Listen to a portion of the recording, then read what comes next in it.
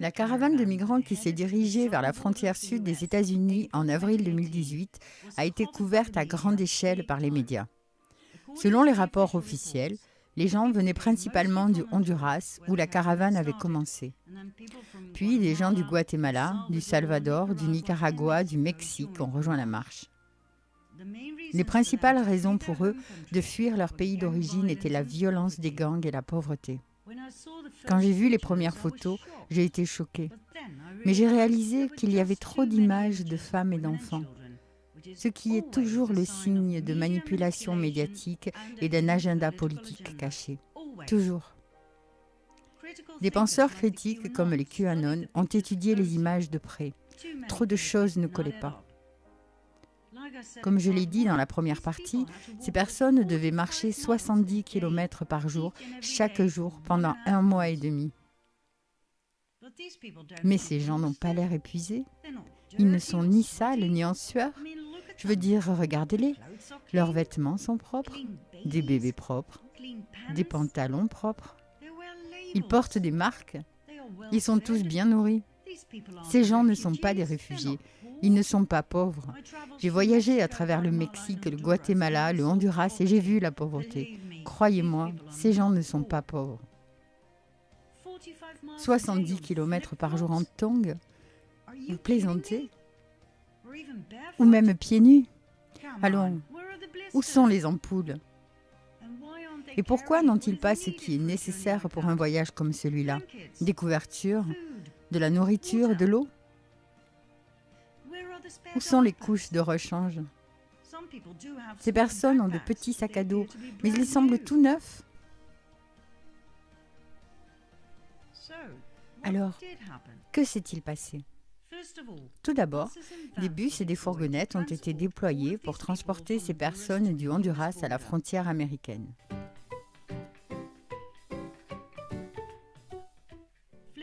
Des tongs?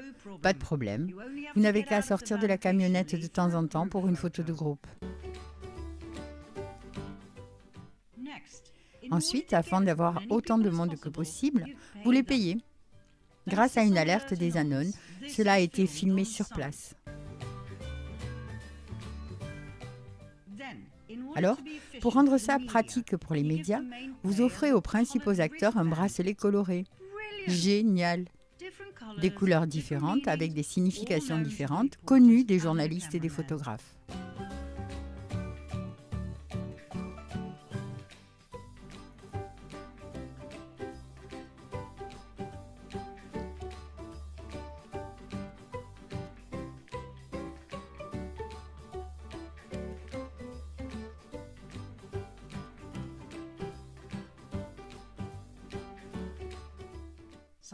Certaines personnes surjouent.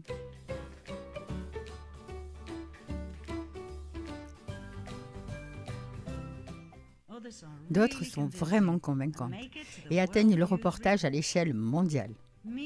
Voici Maria Meza et ses 5 enfants. Tout ce chemin depuis le Honduras.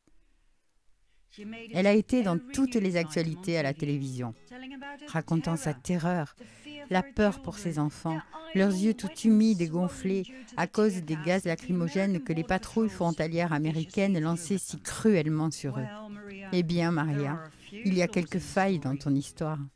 J'ai regardé chaque photo de vous et de vos jolies fillettes. Aucune d'elles ne montre de signes de gaz lacrymogène.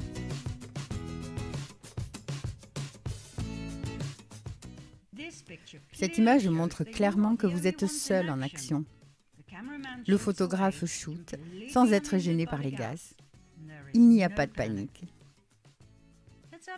Regardons de plus près cette photo. Les photographes sont dans la ligne de fumée, mais ça ne présente aucun problème. Attendez, regardez, quelqu'un lance une cartouche de gaz. Est-ce que c'est ça, un réfugié?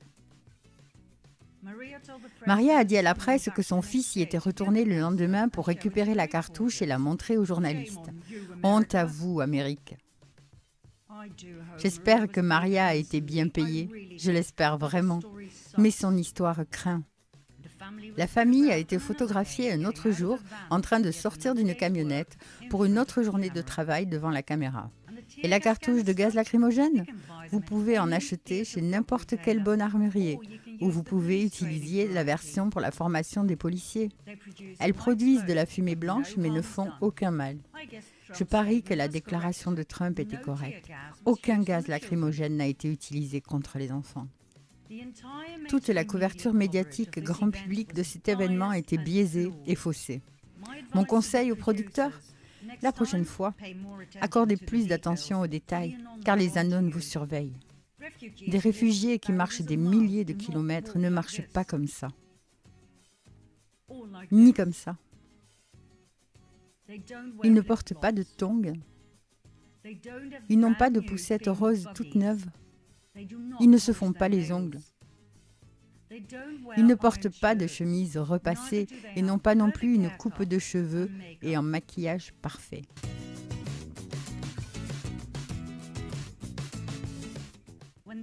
Quand ils disent qu'ils fuient le pays parce qu'ils sont si pauvres qu'ils ne peuvent même pas acheter de nourriture, ne les montrez pas avec des appareils photo numériques et des iPhones. Des réfugiés qui marchent des milliers de kilomètres ne sont pas propres.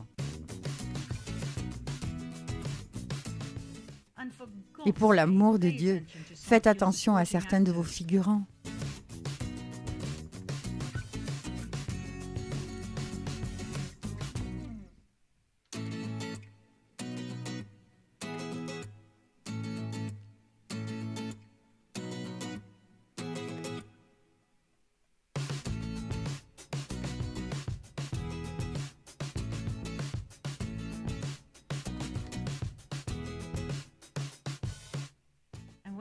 Et quand vous photoshopez quelqu'un, assurez-vous de ne pas oublier sa jambe.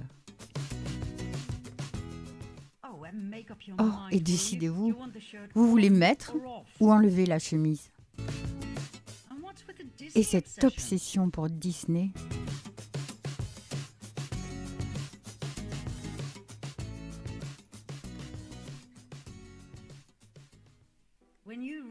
Quand vous voulez savoir ce qui se passe dans le monde, vous devez faire des recherches, comme Q ne cesse de le dire. Et quand vous le ferez, vous verrez ce qui est réel et ce qui ne l'est pas. La caravane des migrants était un événement organisé avec un but politique. Qui est derrière ça? Qui a financé un si grand événement? George Soros, tout juste. Notre grand bienfaiteur George Soros, connecté au club de pédophiles Nambla et aux violentes émeutes Antifa et Black Lives Matter.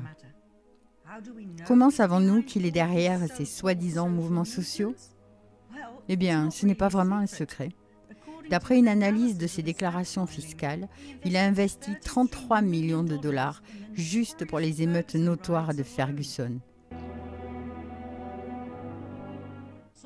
Soros a promis à tous ceux qui ont participé aux manifestations massives 15 $ de l'heure. Dans le cas de la caravane des migrants, tout ce qu'ils ont eu à faire est de jouer le rôle de tout réfugié à la recherche d'un paradis sécurisé. De l'argent, des vêtements neufs, de la nourriture, des jouets et un bonus supplémentaire si vous jouez bien le jeu. Qui refuserait un travail comme celui-là? Soros a commis une erreur en ne respectant pas ses promesses financières. Alors, il y a eu plus d'émeutes, cette fois par des acteurs en colère qui exigeaient leur paiement. Des vidéos de membres d'Antifa criant « Soros, Soros, où est notre argent ?»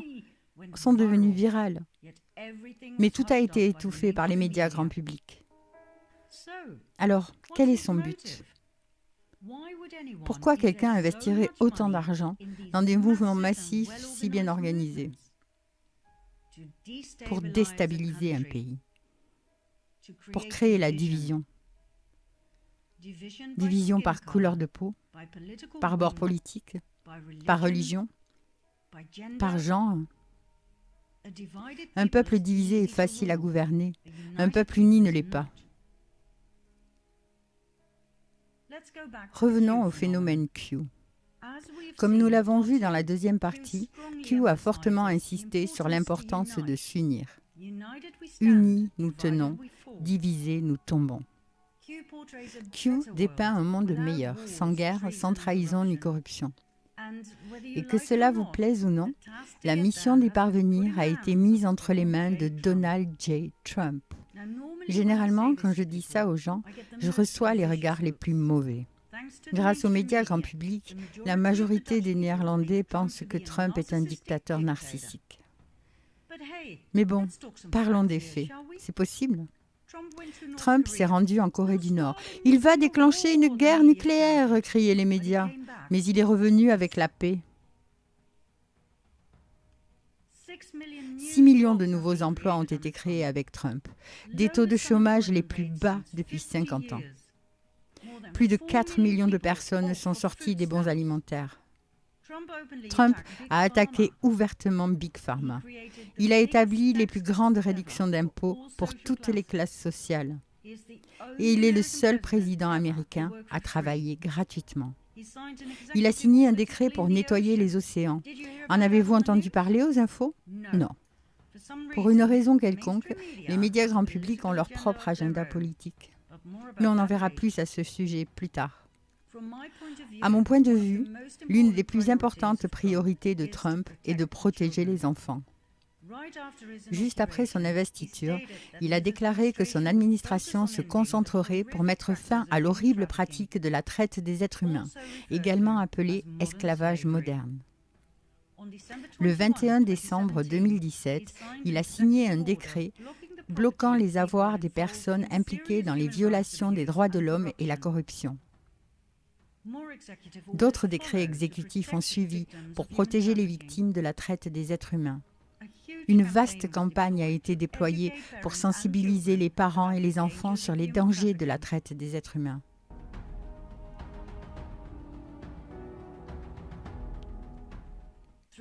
Au cours des années 2018 et 2019, de nombreuses arrestations ont eu lieu. Des milliers d'agresseurs d'enfants ont été arrêtés. Des milliers de victimes ont été secourues. Trump continue de souligner que la plupart des victimes sont introduites dans le pays par la frontière sud. Il donne des nombres, des statistiques.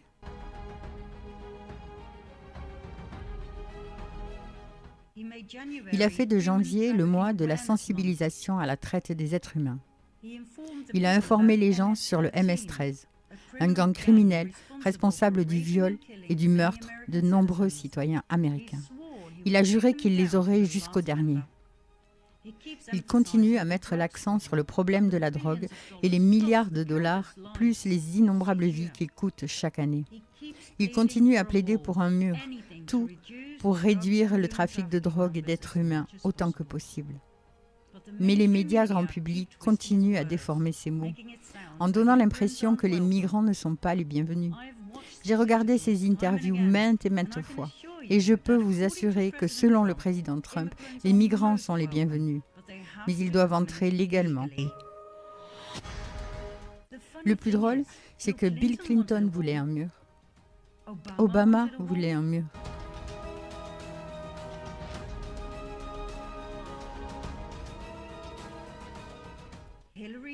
Hillary voulait un mur. Ils ont tous voté pour un mur quand ils étaient encore au Sénat. Je parle de la loi de 2006 sur la clôture sécurisée, adoptée par un congrès républicain et signée par le président George W. Bush. Ce n'était pas un problème à l'époque. Mais maintenant, tout d'un coup, Trump est un anti-migrant. Plus j'étudie le sujet, plus je comprends pourquoi Trump dénigre les fake news. Mais nous verrons plus à ce sujet bientôt. Revenons à la guerre de Trump contre le trafic d'êtres humains.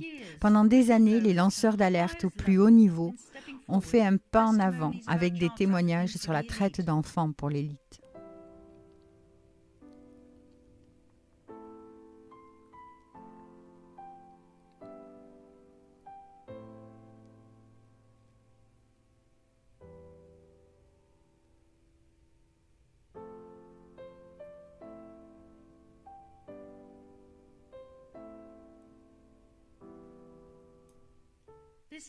Ce n'est pas nouveau.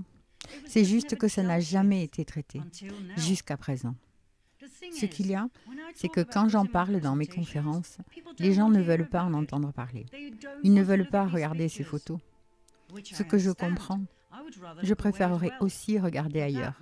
Mais ça me rappelle la célèbre formule des Allemands. Juste après la Seconde Guerre mondiale, après avoir été confrontés à la douloureuse question « Comment avez-vous pu laisser les atrocités nazies se produire? Pourquoi n'avez-vous pas fait quelque chose ?» La réponse a toujours été « Wir haben nicht gewusst ». On ne savait pas. Bien sûr qu'ils savaient. C'était juste trop douloureux et trop dangereux de le reconnaître et de faire quelque chose.